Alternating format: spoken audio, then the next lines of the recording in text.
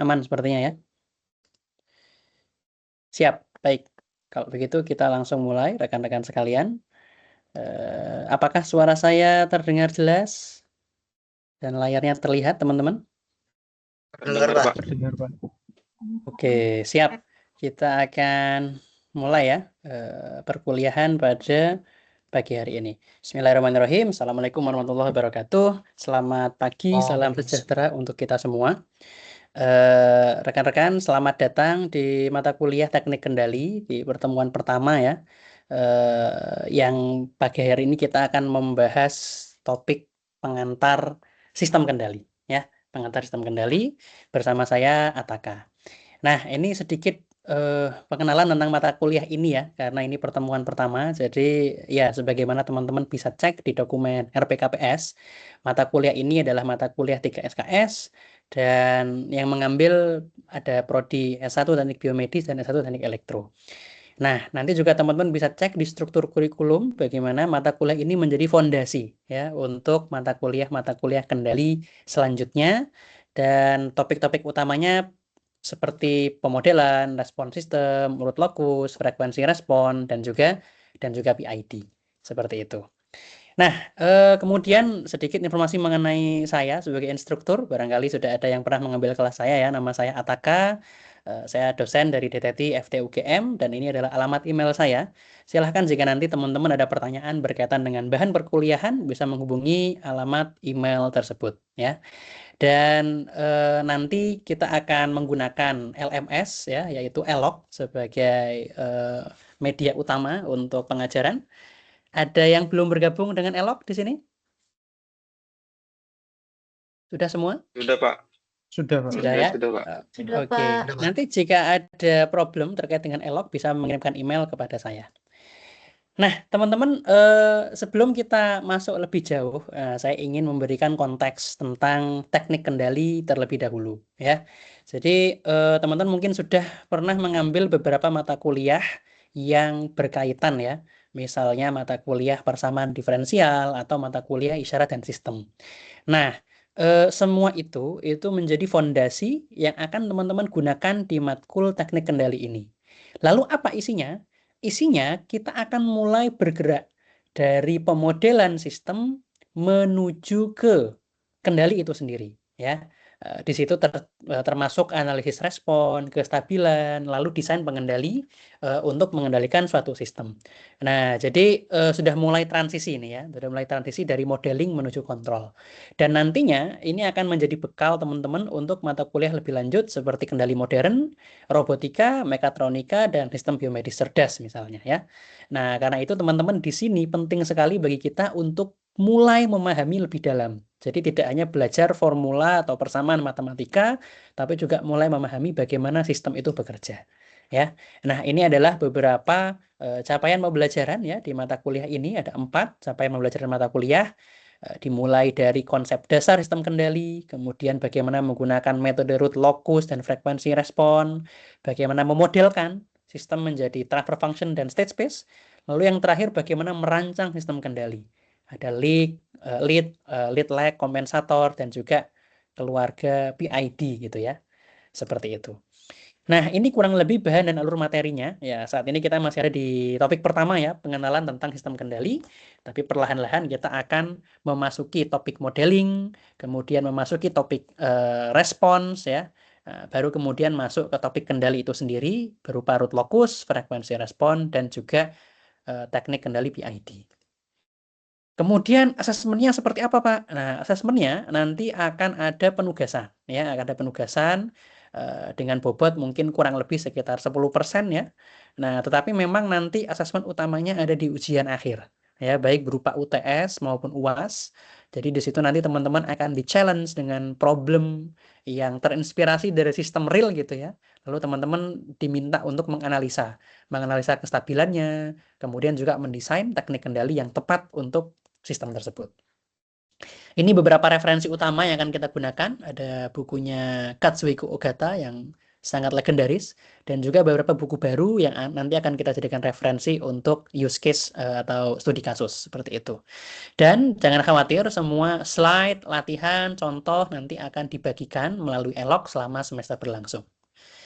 Oke, nah pada pertemuan pertama ini saya ingin memperkenalkan beberapa poin ya. Pertama tentang kenapa sih kok kita butuh sistem kendali, lalu apa istilah-istilah penting di sistem kendali, dan kenapa kita fokus ke sistem yang namanya LTI ya, Linear Time Invariant, dan bagaimana menuliskan sebuah sistem ke dalam persamaan diferensial dan transfer function.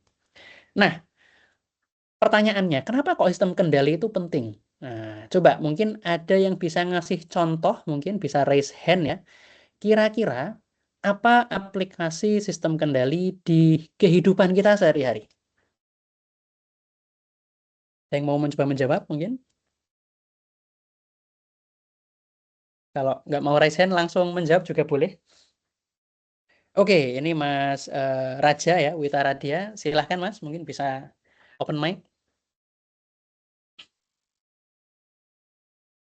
Oke, suaranya sepertinya belum masuk ya, Mas Raja ya. Oke. Ya, sepertinya suaranya belum masuk di tempat saya. Mungkin mahasiswa yang lain boleh? Kira-kira apa nih?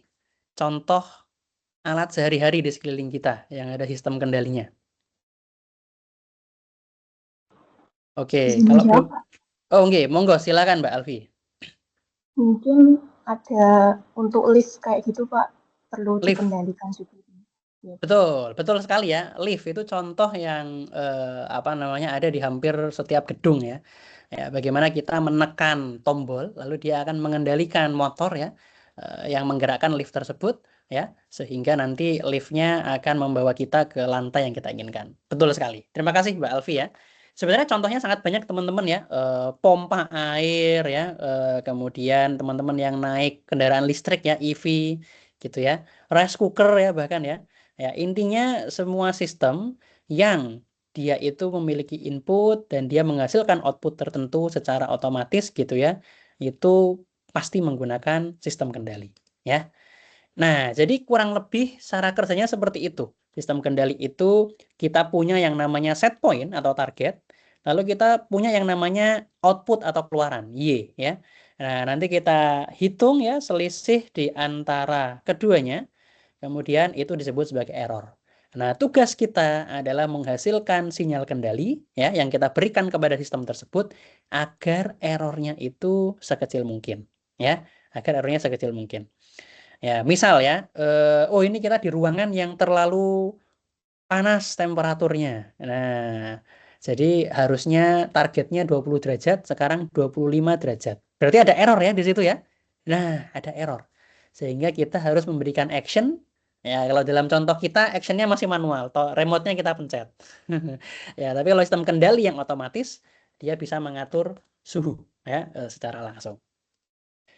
Oke, nah kita lanjut lagi teman-teman. Nah, kita akan menjelaskan dulu tentang terminologi penting di sistem kendali ya, sebelum kita beranjak lebih jauh. Yang pertama, ada yang namanya plan.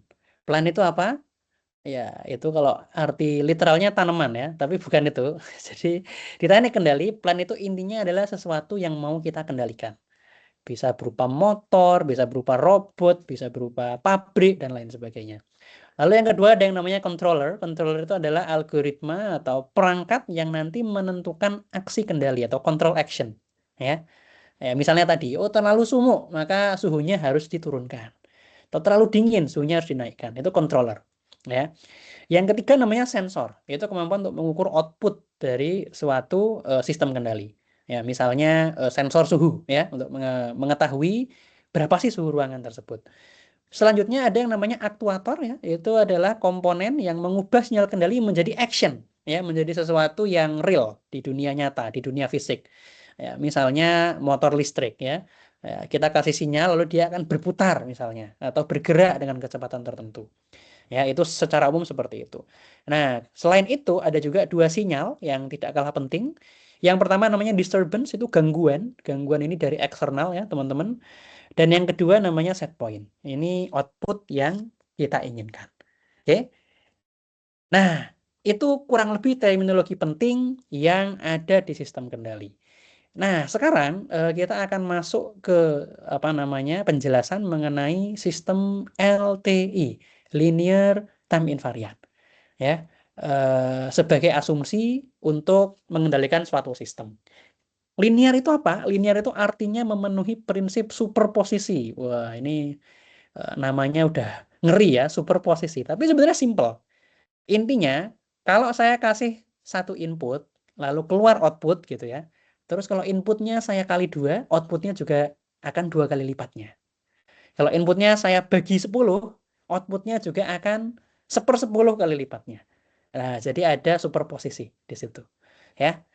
Kemudian time invariant. Time invariant itu maksudnya gini, kalau saya kasih inputnya sekarang, outputnya begini misalnya. Kalau inputnya saya geser, saya kasihnya nanti jam 10 pagi, outputnya bentuknya sama, cuman geser aja. Jadi jam 10 pagi. Nah, itu namanya time invariant. Ya. Nah, yang ketiga, kita akan menggunakan sistem yang kontinu, ya, domain waktu kontinu. Kenapa? Karena untuk mempermudah, karena kan ini pengantar ya, teknik kendali ini fondasi. Jadi untuk mempermudah, kita akan menggunakan sistem yang linear, time invariant, dan continuous. Nah, tapi menurut teman-teman, emangnya di dunia nyata ini sistemnya itu linear ya? Gimana kira-kira? Linear nggak di dunia nyata ini? Tidak. Tidak Tidak, Pak. ya? Nah, tidak. Kenapa kok kita pakai sistem linear? Ya, karena sebetulnya kita belajar yang gampang dulu. Ya, belajar yang gampang dulu. Kalau nanti tertarik ada matkul tambahan ya, namanya sistem kendali non-linear control. Itu alasan pertama. Nah, tapi Pak, kalau terlalu gampang nanti jangan-jangan kita nggak belajar apa-apa. Nah, ternyata tidak. Ternyata sistem-sistem non-linear sekalipun, itu kalau kita bekerja pada pada domain tertentu ya, itu ternyata bisa kita anggap sebagai sistem linear. Jadi mirip kerjanya dengan sistem linear. Ya, makanya nanti teman-teman akan belajar yang namanya linearisasi. Ya, itu seperti itu mekanismenya. Artinya, meskipun dunia ini sistemnya non-linear, kita tetap bisa belajar melalui sistem linear terlebih dahulu. Ya, nah, karena tadi kita bisa asumsikan dia mendekati sistem linear pada kondisi tertentu. Oke, siap. Cukup jelas sejauh ini? Jelas, Pak. Jelas, Pak. Bisa dipahami ya? Jelas, Oke, Pak. siap. Silakan kalau teman-teman nanti punya pertanyaan disimpan dulu ya biar tuntas, nanti di akhir kita akan ada tanya jawab ya. Nah, lalu bagaimana Pak kita memodelkan suatu sistem ya? Nah, ini teman-teman sebetulnya sudah belajar ya. Ada yang namanya persamaan diferensial ya. Jadi sistem itu kita modelkan melalui persamaan matematika yang kita dapat dari hukum fisika. Contohnya mau memodelkan misalnya mobil ya. Nah, kita pakai hukum Newton misalnya. Atau mau memodelkan rangkaian listrik ya, amplifier misalnya. Maka kita pakai hukum-hukum listrik, hukum Kirchhoff, hukum Ohm gitu. Jadi dari semua hukum-hukum fisika itu nanti kita tulis persamaannya menjadi persamaan diferensial semacam ini. Oke, itu pendekatan pertama. Nah, tapi teman-teman juga sudah belajar ya, ternyata persamaan diferensial itu tidak mudah, Pak, menyelesaikannya. Itu matkul sendiri ya, 3 SKS. Nah, makanya ada teknik lain namanya transfer function. Transfer function ya. Bagaimana kita tidak bekerja di domain waktu tapi kita pindah ke domain Laplace ya. Dan teman-teman juga sudah belajar soal ini di matkul lain namanya isyarat dan sistem. Itu matkul legendaris ya. Isyarat dan sistem. Nah, dua hal tersebut itu akan kita gunakan di matkul teknik kendali ini. Makanya di sini kita review singkat gitu ya. Ya, jadi kalau kita punya suatu sistem massa pegas damping atau peredam. Nah, kalau teman-teman masih ingat kita bisa pakai hukum Newton ya dan hukum Hooke ya untuk mendapatkan persamaan diferensialnya seperti ini. Ya, massa kali percepatan tambah konstanta kali kecepatan tambah konstanta pegas kali perpindahan. Itu sama dengan gaya. Nah, dari situ teman-teman bisa lakukan transformasi Laplace ya. Lalu teman-teman cek mana sih outputnya? Oh, outputnya itu adalah posisi dari pegas. Oke, berarti X. Inputnya apa inputnya? Oh, inputnya adalah gaya. Berarti F. Nah, berarti transfer function-nya adalah output dibagi input, ya, di ranah kompleks frekuensi, ya, pakai transformasi Laplace. Dapatlah persamaan seperti ini. Oke, ya ini sudah pernah ya teman-teman ngambil matkul ini. Kalau lupa itu nggak apa-apa, nanti bisa direview, tapi setidaknya sudah pernah. Oke, nah dan teman-teman bisa lihat ini adalah persamaan yang namanya orde 2. Kenapa kok namanya orde 2 nih? Ada yang masih ingat nggak? Kenapa ini disebut persamaan orde 2? Pangkat dari S-nya. Pangkat dari S-nya. Ya, pangkat tertinggi ya dari S-nya. Oke, ini masih ingat ya. Kalau lupa nanti saya protes ke dosen isyarat sistemnya. Oke ya, jadi pangkatnya ini pangkat 2, maka dia sistem orde 2. Nah, nanti seperti apa dinamika sistemnya dipengaruhi oleh besaran-besaran ini, M, C, dan K. Oke? Nah, seperti itu. Nah, sekarang, coba saya punya semacam assessment singkat gitu ya. Mungkin nggak nyampe 5 menit nih, 1 menit teman-teman berpikir mungkin cukup gitu ya. Nah, coba teman-teman misalnya saya punya sebuah motor DC, ya, motor DC, lalu saya ingin motor tersebut berputar dengan kecepatan konstan 1500 RPM. Mau saya kasih beban seperti apapun, saya ingin kecepatannya tetap seperti itu, tidak berubah. Oke? Nah, kira-kira dari contoh ini, apa plan-nya, ya, apa plan yang mau dikendalikan gitu ya. Lalu apa variabel output-nya, kemudian sensor apa yang mungkin dipakai, lalu kira-kira gangguannya apa yang mungkin muncul. Ya, jadi ada 4 poin ini. Ya, nanti mungkin satu-satu ya, siapa yang mau jawab poin pertama ya, volunteer nanti boleh merespon, poin kedua boleh merespon, dan seterusnya yang kira-kira cocok dengan deskripsi sistem yang ada di contoh ini. Oke, silakan. Boleh berpikir dulu. 30 detik cukup ya mungkin ya. Atau ada yang sudah mau menjawab poin pertama? Boleh juga. Poin ketiga, Pak. Poin ketiga, oke, Ya. silakan. Ini Mas Yusuf ya. Ya. Poin ketiga. Apa Mas kira-kira Mas Mungkin sensornya? untuk sensornya itu yang dipakai seperti encoder atau tachometer, Pak, untuk Oke, mengatur kecepatan. untuk mendeteksi kecepatan. Oke, very Ya. good ya. Karena memang yang mau diatur adalah kecepatan. Ya, maka Kecepatan. kita butuh sensor encoder atau tachometer. Terima kasih Mas Yusuf. Ayo, masih ada Ya, Pak. 3 poin lagi. Ada yang mau menjawab? Poin keempat, Pak. Poin keempat, monggo Mas Imam. Untuk gangguan mungkin gesekan atau fluktuasi tegangan satu daya. Oke, gesekan, betul. Fluktuasi tegangan bisa jadi mengganggu ya, tergantung sistem kita ya. Banyak sebenarnya gangguan ini ya. Tiba-tiba ada gempa bumi. Oh, enggak, itu bercanda ya. Tapi ya ada osilasi misalnya gitu ya. Atau ini bahkan ya beban ya. Beban berubah ini juga bisa dianggap menjadi disturbance. Terima kasih Mas Imam. Masih ada 2 poin lagi yang masih belum dijawab. Ada yang mau menjawab? Yang variabel output mungkin, Pak.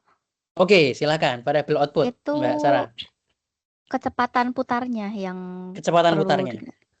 Exactly ya, karena kita ingin menjaga kecepatan putarnya konstan, ya. Oke, satu lagi, apa plannya nih? Ini malah pertanyaan pertama belum dijawab ya. Terlalu gampang mungkin ya. Ada yang mau menjawab pertanyaan pertama? Salah nggak apa-apa ya. Izin menjawab, Pak. Oke, monggo Mas Raja. Hilang. Mana? Untuk plan-nya mungkin motor DC-nya itu sendiri, Pak. Motor DC itu sendiri. Oke, siap, very good. Gitu ya, teman-teman ya. Jadi sebenarnya kendali itu tidak susah, ya. Hampir selalu poin-poinnya adalah ini. Plan-nya apa, output-nya apa, sensornya apa, gangguannya apa, ya. Itu menjadi fondasinya. Nah, nanti tentu pertanyaan berikutnya adalah bagaimana kita mengendalikan agar tujuannya tercapai, ya, agar tujuannya tercapai. Dan itu ini sudah tadi ya, kita lanjut aja. Dan itu tidak bisa instan ya. Nah, karena nanti itu kenapa di pertemuan-pertemuan selanjutnya nanti teman-teman akan belajar pelan-pelan bagaimana agar output-nya itu mengikuti target yang kita inginkan. Ya, misalnya tadi, mau mengendalikan motor dan kita pingin kecepatannya konstan meskipun bebannya bertambah. Nah, itu kan tujuan yang ingin dicapai. Ya kan? Itu tujuan yang ingin dicapai. Maka nanti kita perlu belajar ke situ. Bagaimana agar itu bisa dipenuhi. Ya. Nah, tapi memang tadi sebelum itu teman-teman harus paham terlebih dahulu. Plan itu apa, sensor itu apa, output itu apa, agar nanti masuk ke sana menjadi lebih mudah. Ya. Dan tadi ya, asumsinya masih LTI, linear time invariant, karena itu menjadi fondasi ya. Dan karena itu nanti teman-teman akan banyak berinteraksi dengan persamaan diferensial dan transfer function. Ya. Nah, jadi setelah ini nanti sebelum pertemuan berikutnya boleh nanti teman-teman mereview ya. Mereview matkul-matkul sebelumnya yang relevan, oke? Yang membahas tentang topik-topik ini. Gitu ya. Nah, nanti juga boleh ada penugasan ya, nanti akan dinilai di pertemuan berikutnya. Coba teman-teman cari satu sistem kendali di sekitar teman-teman, lalu teman-teman nanti tulis inputnya apa, outputnya apa, sensornya apa, disturbance-nya apa. Oke, nanti bisa dikumpulkan melalui elok sebelum pertemuan berikutnya. Baik, nah topiknya itu mengenai pembuka teknik kendali. Silahkan jika ada pertanyaan berkaitan dengan materi hari ini, teman-teman. Boleh raise hand. Atau mau langsung open mic juga boleh.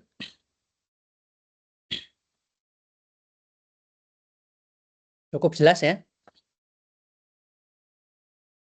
Oke, ada pertanyaan?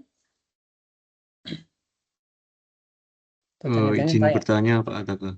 Oke, ini Mas Raja ya. Silakan Mas Raja.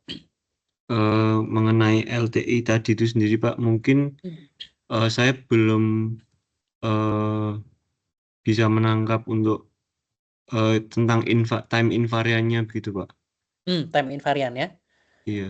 Oke, siap. Saya beri contoh begini. Kalau teman-teman punya mobil, terus teman-teman menginjak gas pada mobil tersebut, mobilnya kan akan jalan ya. Mobilnya akan jalan. Asumsikan mobilnya nggak rusak ya. Mobilnya jalan dengan kecepatan tertentu. Nah, terus mobilnya udah diem nih. Terus teman-teman besoknya, keesokan harinya, teman-teman nginjak gas lagi. Mobilnya jalan lagi dong. Mobilnya jalan lagi. Kalau teman-teman nginjak gasnya sama, outputnya juga akan sama. Mobilnya juga akan jalan dengan kecepatan tertentu. Ya, meskipun inputnya geser, yang satu kemarin, yang satu hari ini, outputnya sama. Hanya geser saja. Nah, itu contoh sistem yang time invariant. Pak, kalau nggak time invariant seperti apa? Misalnya, ada mobil, saya injek, jalan. Besoknya mobilnya saya injek lagi, ternyata nggak jalan. Atau ternyata mundur gitu ya. Nah, itu berarti tidak time invariant. Tidak time invariant. Karena kita kasih input yang sama persis, di waktu yang berbeda, ternyata outputnya beda. Outputnya beda. Bukan cuma geser outputnya, tapi benar-benar bentuknya beda. Itu berarti tidak time invariant. Nah, makanya sebetulnya di realita tidak ada mobil yang time invariant karena mobil itu sebulan kemudian, setahun kemudian ya harus direparasi gitu ya. Kalau nggak pernah dinyalain misalnya, dikasih input yang sama, biasanya outputnya berbeda. Jadi to be honest tidak ada yang betul-betul time invariant. Tapi kalau kita bicara mau mengendalikan mobil sekarang gitu ya, dalam durasi tertentu, ya most likely kalau inputnya sama, outputnya juga sama. Karena time window-nya masih sangat singkat. Ya, maka dari itu kita bisa asumsikan mobil kita itu time invariant. Dalam time window tersebut dia time invariant. Ya, meskipun dalam time window 10 tahun dia tidak time invariant lagi. Nah, seperti itu ilustrasinya. Apakah bisa difahami Mas Raja? Baik Pak, bisa Pak. Terima kasih Pak. Oke.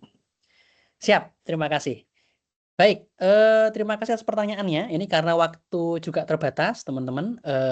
Kita harus cukupkan sesi pertama ini. Nanti kalau teman-teman ada pertanyaan lebih lanjut, silahkan bisa mengirimkan email ke email yang sudah saya tulis tadi ya. Dan nanti jangan khawatir, materi akan di-share di Elok. Dan jangan lupa cek assessment atau tugas yang kita berikan di Elok. Baik, terima kasih banyak atas partisipasi teman-teman. Kita tutup. Assalamualaikum warahmatullahi wabarakatuh. Selamat pagi. Waalaikumsalam warahmatullahi wabarakatuh. Terima kasih, Terima Pak. kasih banyak, Terima Pak. kasih.